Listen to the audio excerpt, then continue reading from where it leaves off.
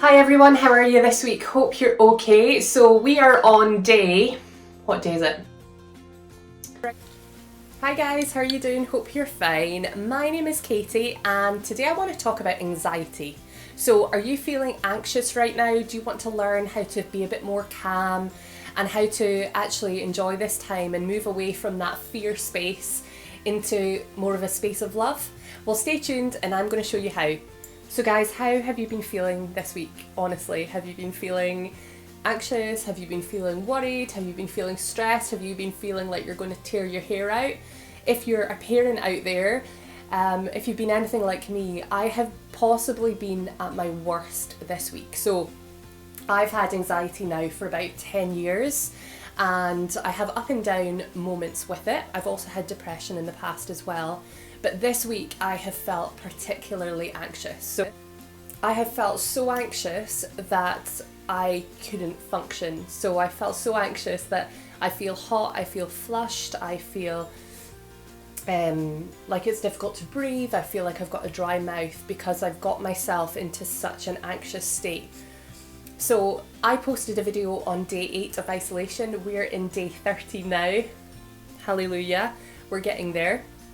And yeah, I was really struggling, and honestly I can't thank all my friends and family enough for reaching out to me and just making sure that I was okay, but also sharing stories with me that actually you're going through the exact same emotions and that so many people out there are struggling and really finding it difficult to wade through this dense energy, and also finding it difficult to really connect with other people who they can meaningfully talk to about their emotions that they're feeling right now, and for those emotions to be validated, which I think is really important. I think as a society we've got this expectation just to get on with it, you know, to push these emotions down.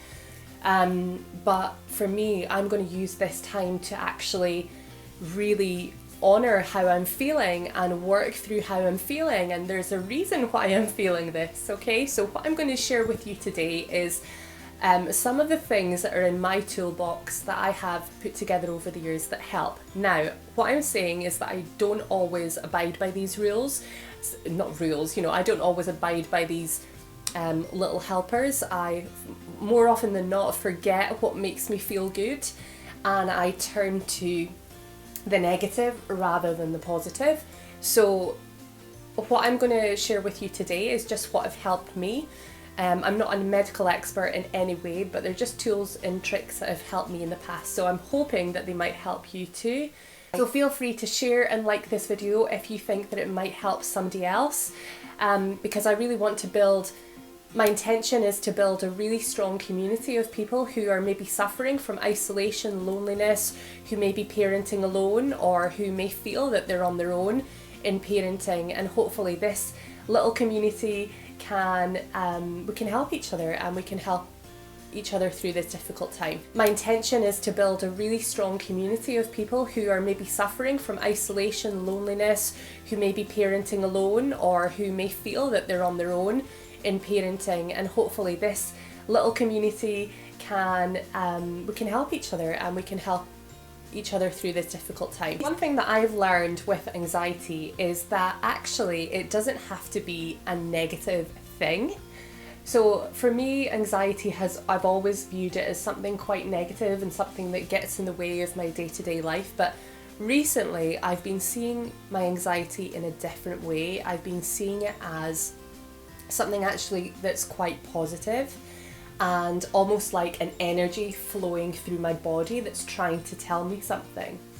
So if you suffer anxiety all the time, or you're just suffering it at the moment with what's going on in the world, the first thing that I want you to do is check in with that anxiety and build a bit of a relationship with it. This sounds a bit nuts, but really it works. So first of all, I want you to close your eyes and I want you to visualize that anxiety. Where is it in your body? Is it in your stomach? Is it in your chest? Is it in your throat? Where is it in your body? And what colour is it? So if you were to visualize what your anxiety looks like, what shape is it? What size is it? What colour is it? And lastly, what is the anxiety trying to tell you? So if you quieten your mind and you ask out loud or just to yourself, what are you trying to tell me? Usually intuitively it comes through. So it could be something like, I'm scared, I feel out of control. So from then on, you can actually work with your anxiety and reassure your anxiety.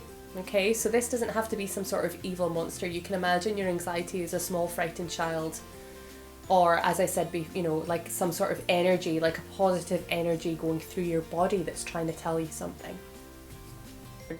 It's really important with anxiety that you have some sort of self-awareness about what is triggering your anxiety. So when I felt that extreme high anxiety this week, what I did was I just went through my day and I noted when in the day that I was triggered the most. So when I felt those peaks of high anxiety. And for me, it was things like watching the news. It was racing thoughts. So it was thinking that I needed to do everything, like I needed to clean this, I needed to do that, I needed to do the dinner. So really noticing when you're triggered, when that anxiety's peaking. Is it watching a scary film? Is it when there's too much noise in your house? I want you to go through your day and note when your anxiety is being triggered, okay? Because this is going to show you some self-awareness about when, those moments are. Also, what makes your anxiety better? So for me, it's going out for hikes, it's going out for walks, it's being in nature, it's listening to music, it's dancing, all of those things. So that's what we're going on to. We're going on to talk about what you can do to help your anxiety, what you can do to change your vibration. So when I talk about vibrations, for those of you out there who've maybe never heard of energy and who've never talked about energy, if you think about it, we're all energetic beings and we all have some sort of vibration. We're all connected in some way or another, and we all have different vibrations. So there is an energetic scale. So when we're in a state of anxiety and frustration, we're in quite a low vibration. So what I want to do by the end of this video is to bring you up to a higher vibration, and a higher vibration would be joy, optimism, enthusiasm, happiness, and we are all capable of feeling into a much higher vibration. So we're just going to hopefully look at changing and upgrading your energy. So the first thing that you can do to help your anxiety is to change your state. So Tony Robbins speaks about this quite a lot, and changing your state is very personal to you. So something that brings you joy, that makes you feel good. So this is usually exercise. So exercise is so important because it changes your energetic vibration. It lifts your energetic vibration. So that can be either running, walking, what have I got written down here? Dancing, singing, yoga, anything that moves your body and helps change your state, helps change your energy. So for me this week, what I've done and what's really helped my anxiety this week is by getting out on walks in the morning. So the reason why I think I got into that really low place was because I was waiting until school had finished, homeschool, in the afternoon to go out on a walk. But I've actually realised it's more beneficial for Sky and me to go out for a walk about 10:30, 11 and go out for a few hours. So we are so lucky, we live in the highlands of Scotland here and we can go out on a walk and not see anybody. So we've been going out on 8-kilometre hikes for the last few days, and that has changed me so much. My anxiety has gone down, and it's so important to change your state. So guys, get out there and run, walk, jog, scooter, do something that brings you joy and changes your state. So what else can you do to bring your anxiety down? I always focus on gratitude. So you might think that you're a grateful person. I always thought that I was a very grateful person, but I actually realised that I didn't practice gratitude. So what is gratitude? Gratitude is being truly thankful for something in your life. And what I realised I wasn't thankful for, I was thankful for all of the big things, but I wasn't thankful for the little things. Like, I'm so grateful to have running water coming into my house. I'm so grateful for my bed. I'm so grateful to have a safe place to sleep. I'm so grateful to have a roof over my head, I'm so grateful to have my beautiful daughter who's so healthy. You know, I'm so grateful for my health right now. That's a really important one with the coronavirus.